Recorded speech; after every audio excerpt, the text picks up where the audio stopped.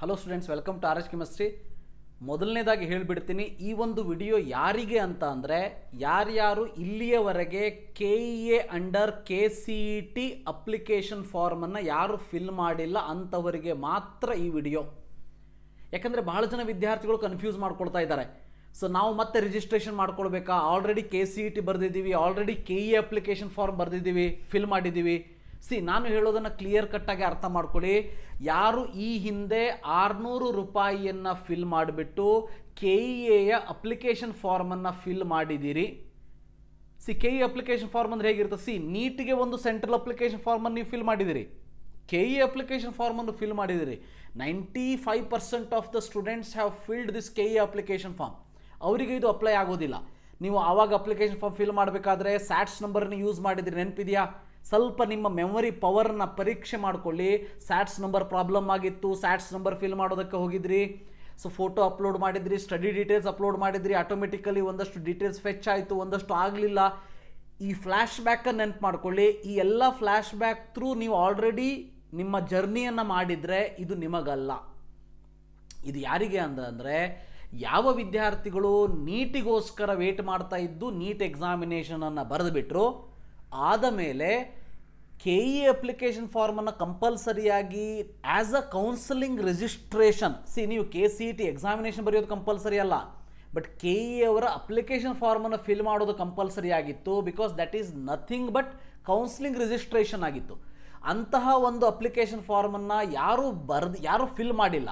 ಯಾಕೆ ಫಿಲ್ ಮಾಡಿಲ್ಲ ಅಂತಂದರೆ, ಬಹಳ ಜನ ವಿದ್ಯಾರ್ಥಿಗಳು ಎಷ್ಟು ತಮ್ಮನ್ನು ತಾವು ಲಾಂಗ್ ಟರ್ಮಲ್ಲಿ ಇನ್ವಾಲ್ವ್ ಮಾಡ್ಕೊಂಡು ಬಿಟ್ಟಿದ್ರು ಅಂತಂದರೆ, ಅವರಿಗೆ KEA ವೆಬ್ಸೈಟನ್ನು ನೋಡುವಂತಹ ಒಂದು ಸಮಯ ಇರಲಿಲ್ಲ, ಅವರಿಗೆ ನನ್ನ ಯೂಟ್ಯೂಬ್ ಚಾನಲ್ ನೋಡುವಂತಹ ಸಮಯ ಕೂಡ ಇರಲಿಲ್ಲ, ಅಥವಾ ಬೇರೆ ಯೂಟ್ಯೂಬ್ ಚಾನಲ್ ನೋಡುವಂಥ ಸಮಯ ಕೂಡ ಇರಲಿಲ್ಲ.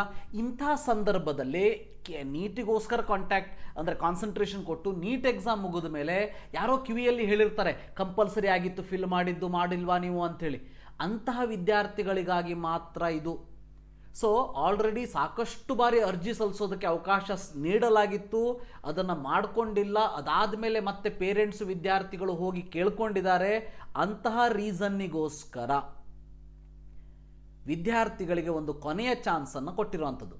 ಸೊ ಈ ಒಂದು ಚಾನ್ಸ್ ನಿಮಗೆ ಹೇಗೆ ಇರ್ತದ ಅಂತಂದರೆ, UG NEET 2024 ಫಲಿತಾಂಶ ಪ್ರಕಟಣೆ ಆದ ನಂತರ, ಫಲಿತಾಂಶ ಪ್ರಕಟಣೆ ಜೂನ್ 14ಕ್ಕೆ ಅಂತ ಹೇಳಿರುವಂಥದ್ದು. ನೋಡೋಣಂತೆ, ಜೂನ್ 14ರ ತನಕ ಬಿಡಬಹುದು.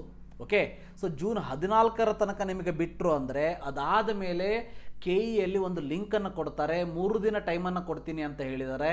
ಕರ್ನಾಟಕದಲ್ಲಿ ನೀವು ಯಾವುದೇ ರೀತಿಯ, ಅದು ವೈದ್ಯಕೀಯ ಇರ್ಬೋದು, ಅಂದರೆ medical, dental, Unani, Ayurveda, homeopathy, BSc nursing ಯಾವುದೇ ಇದ್ದರೂ ಕೂಡ ನೀವು ಈ ಒಂದು KEA ವೆಬ್ಸೈಟ್ನಲ್ಲಿ ಫಾರ್ಮನ್ನು ಫಿಲ್ ಮಾಡೋದು ಕಂಪಲ್ಸರಿಯಾಗಿರ್ತದೆ.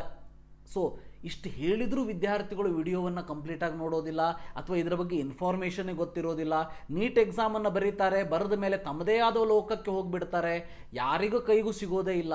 ಇಂಥ ವಿದ್ಯಾರ್ಥಿಗಳಿಗೆ ಏನು ಮಾಡೋದಕ್ಕೂ ಆಗೋದಿಲ್ಲ.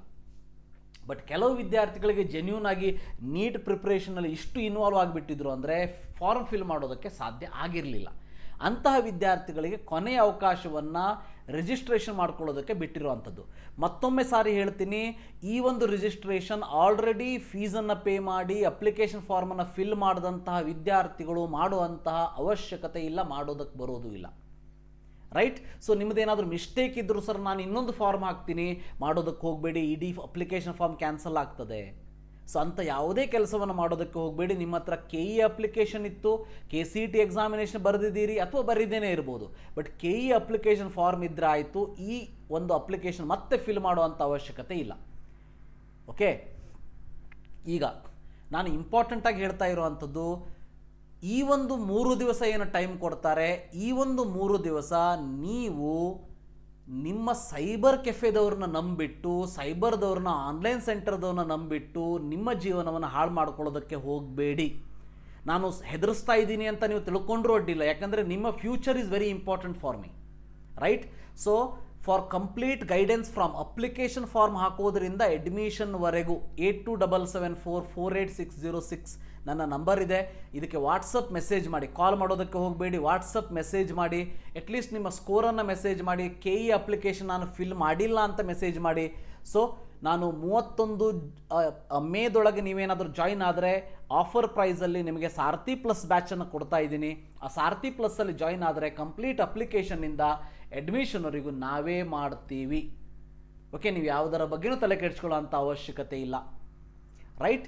ಸೊ ಅದಕ್ಕೆ ಹೇಳ್ತಾ ಇರೋದು, ಸೈಬರ್ದವ್ರನ್ನ ನಂಬಿಸಿ ನೀವೇ ಮನೆಯಲ್ಲಿ ಕುತ್ಕೊಂಡು ಮಾಡ್ತೀರಿ ಅಂದರೆ ಆಲ್ರೆಡಿ ಅಪ್ಲಿಕೇಶನ್ ಹಾಕೋದು ಹೇಗೆ, ಡೆಮೋವನ್ನು ನಾನು ಆಲ್ರೆಡಿ ಮಾಡಿದ್ದೀನಿ, ಅದನ್ನು ಚೆಕ್ ಮಾಡ್ಕೊಳ್ಳಿ. ಈಗ 4 ತಿಂಗಳ ಹಿಂದೆ ಏನು ಅಪ್ಲಿಕೇಶನ್ ಫಾರ್ಮ್ ಬಿಟ್ಟಿದ್ರೆ ಆವಾಗ, ಸೊ ಅದನ್ನು ನೋಡಿಕೊಂಡು ಕೂಡ ಮನೇಲಿ ಕುತ್ಕೊಂಡು ಮಾಡ್ಬೋದು.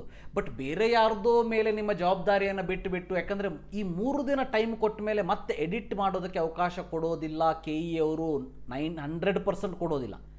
ಅದಕ್ಕಾಗಿ ನಾನು ನಿಮಗೆ ಹೇಳ್ತಾ ಇರೋದು, ಯಾವ ವಿದ್ಯಾರ್ಥಿಗಳು ಮಿಸ್ ಮಾಡೋದಕ್ಕೆ ಹೋಗಬೇಡಿ. ಅಪ್ಲಿಕೇಶನ್ ಫಾರ್ಮ್ ನೀವು ಫಿಲ್ ಮಾಡಿಲ್ಲ ಅಂದರೆ ಕಂಪ್ಲೀಟಾಗಿ ಫಿಲ್ ಮಾಡಿ ಕೊಡುವಂಥ ಜವಾಬ್ದಾರಿ ನಮ್ಮದು. ಅದಕ್ಕೆ ಒಂದು ಮಿನಿಮಮ್ ಚಾರ್ಜನ್ನು ಮಾಡ್ತೀವಿ. ಸೊ ಸೈಬರ್ ಕೆಫೆದಲ್ಲಿ ಹೋಗಿ ರಾಂಗ್ ಆಗಿಬಿಟ್ಟು ನಿಮ್ಮ ಜೀವನ ಹಾಳು ಮಾಡ್ಕೊಳ್ಳೋದಕ್ಕಿಂತ ಕೆಲವೊಂದಷ್ಟು ದುಡ್ಡನ್ನು ಅಂದರೆ ಆ ಒಂದು ಚಾರ್ಜನ್ನು ನಮಗೆ ಕೊಟ್ಟರೆ ಅಂತಂದರೆ ನಮ್ಮ ಎನರ್ಜಿ ಮತ್ತು ಟೈಮನ್ನು ಹಾಕಿಬಿಟ್ಟು ನಾವು ನಿಮಗೋಸ್ಕರ ಸರ್ವಿಸನ್ನು ಕೊಡೋದಕ್ಕೆ ರೆಡಿ ಇದ್ದೀವಿ. So don't worry about that. So ಅದನ್ನು ಬಿಟ್ಟು ಉಳಿದಂತಹ ವಿದ್ಯಾರ್ಥಿಗಳು ಕೂಡ ನಿಮಗೇನಾದರೂ ಅಡ್ಮಿಷನ್ ರಿಲೇಟೆಡ್, ಕೌನ್ಸಿಲಿಂಗ್ ರಿಲೇಟೆಡ್ ಏನೇ ಸಹಾಯ ಬೇಕಂದರೂ ಕೂಡ ನೀವು ನಮಗೆ ವಾಟ್ಸಪ್ಪಲ್ಲಿ ಮೆಸೇಜ್ ಮಾಡ್ಬೋದು. ಸೊ ನಿಮ್ಮನ್ನು ನಾವು ಕಂಪ್ಲೀಟ್ ನಿಮ್ಮ ಕೈಯನ್ನು ಒಂದು ಸಾರಿ ಹಿಡಿದ್ರೆ ಅಡ್ಮಿಷನ್ ಮುಗಿಯೋವರೆಗೂ ಕೂಡ ಇರ್ತದೆ.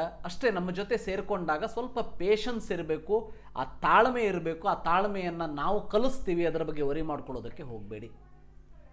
ಸೊ ಇದಿಷ್ಟು ಇವತ್ತಿನ ವಿಡಿಯೋ. ಯಾರ್ಯಾರು ಅಪ್ಲಿಕೇಶನ್ ಫಾರ್ಮನ್ನು ಫಿಲ್ ಮಾಡಿಲ್ಲ ದಯವಿಟ್ಟು ನಿಮ್ಮ ಫ್ರೆಂಡ್ ಸರ್ಕಲಲ್ಲಿ ಶೇರ್ ಮಾಡಿ, ನಿಮ್ಮ ಗ್ರೂಪಲ್ಲಿ ಶೇರ್ ಮಾಡಿ, ಬಹಳ ಇಂಪಾರ್ಟೆಂಟ್ ಇದು. ಆಲ್ ದ ಬೆಸ್ಟ್ ಅಂತ ಹೇಳ್ತಾ ಈ ಒಂದು ವಿಡಿಯೋನ ಮುಗಿಸೋಣಂತೆ. Thank you, have a nice day.